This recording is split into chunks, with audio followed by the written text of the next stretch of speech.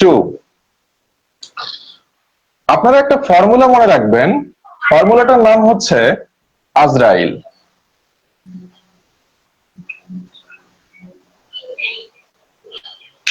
খুব সুন্দর একটা ফর্মুলা, তাই না? তো এই আজরাইলের কোন একটা সদস্য যদি কোনো সেন্টেন্সের মধ্যে থাকে, তাহলে ওই সেন্টেন্সটা অবশ্যই প্রেজেন্ট পারফেক্ট টেন্সে আছে বলে আমাদেরকে ধরে নিতে হবে। এখন আজরাইলের সদস্যগুলা কি কি? এতে হচ্ছে অলরেডি, যেতে জাস্ট, যেতে জাস্ট নাও, আরতে রিসেন্টলি, ওয়াইতে ইয়েট, এলতে লেটলি, ইতে ever. Already, just, just now, recently, yet, lately, ever. এই ওয়ার্ডগুলো যদি কোনো সেন্টেন্সে থাকে, অবশ্যই আমাদেরকে প্রেজেন্ট পারফেক্ট টেন্স ধরে নিতে হবে। এই ওয়ার্ডগুলো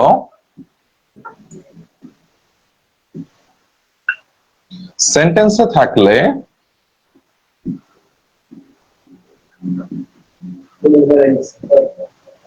এই ওয়ার্ডগুলো সেন্টেন্সে থাকলে প্রেজেন্ট পারফেক্ট টেন্স হবে।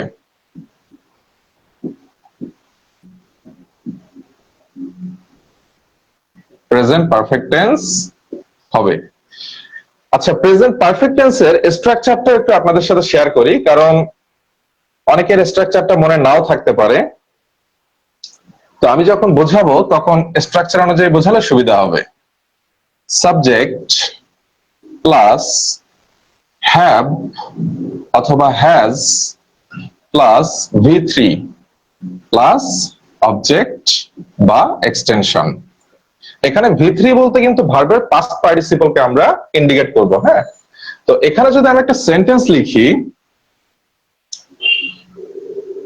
হি do the work, he do the work just now, he do the work just now। এবার এই সেন্টেন্সটার দিকে একটু সুন্দর করে লক্ষ্য করুন। এই সেন্টেন্সের মধ্যে সাবজেক্ট কোনটা? হি। আচ্ছা, এবং যদি এই সেন্টেন্সটা প্রেজেন্ট ইনডেফিনিট হয়, আমি কিন্তু আবার এখানে এস বাই এর যোগ করতে পারবো, তখন কিন্তু আমার আনসারটা হবে ডাজ। কিন্তু সমস্যাটা কোথায় হচ্ছে, এই সেন্টেন্সের মধ্যে আজরাইল ফর্মুলার একটা সদস্য রয়েছে, সেটা হচ্ছে জাস্ট নাও। এই দেখুন, এখানে জাস্ট নাও নামক একটা সদস্য রয়েছে। কার সদস্য? আজরাইলের সদস্য। বারবার বলছি, রুলস মনে রাখবেন। আজরাইল, আজরাইল মানেই present perfect tense. Present perfect মানেই সেখানে অবশ্যই হ্যাভ অথবা হ্যাজ থাকতে হবে এবং মূল ভার্বের পাস্ট পার্টিসিপল করতেই হবে। ওকে, তাহলে he do the work just now. এখানে জাস্ট নাও থাকার কারণে আমি বুঝে নিচ্ছি এটা প্রেজেন্ট পারফেক্ট। তাহলে কি করতে হবে? যেহেতু হি আছে, হির সাথে এখন কি হয়? হ্যাভ হয় নাকি হ্যাজ হয়? কোনটা হয়? দেখতে হবে। সাবজেক্ট যদি সিঙ্গুলার হয় তাহলে অবশ্যই তার সাথে হ্যাজ হবে, তবে কোন সিঙ্গুলার? সেটা কিন্তু অবশ্যই থার্ড পারসন সিঙ্গুলার হইতে হবে। আবার যদি বলেন যে আই, এর সাথে কিন্তু আবার হ্যাজ হবে না। আবার যদি আমি বলি ইউ, ইউ মানে তুমি, তার সাথেও কিন্তু আবার হ্যাজ হবে না। সাবজেক্ট যদি শুধুমাত্র থার্ড পারসন সিঙ্গুলার হয়, কেবল তখনই হ্যাজ হবে, আর বাকি সবার সঙ্গে হ্যাভ হবে। তাহলে এখানে হ্যাজ বসাতে হবে এবং মূল ভার্ব কোনটা? ডু। ডুর পাস্ট পার্টিসিপল কি? ডান ইউজ করতে হবে। ওকে, তাহলে আমরা রুলসটা কি শিখলাম?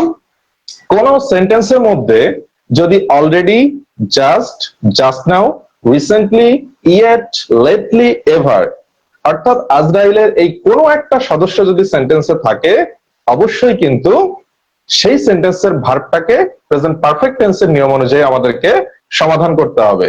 এবং যদি এই ফর্মুলাটা জানা থাকে, শুধুমাত্র এই চেনার উপায়টা দেখে কিন্তু আমরা বুঝতে পারবো প্রেজেন্ট পারফেক্ট হবে।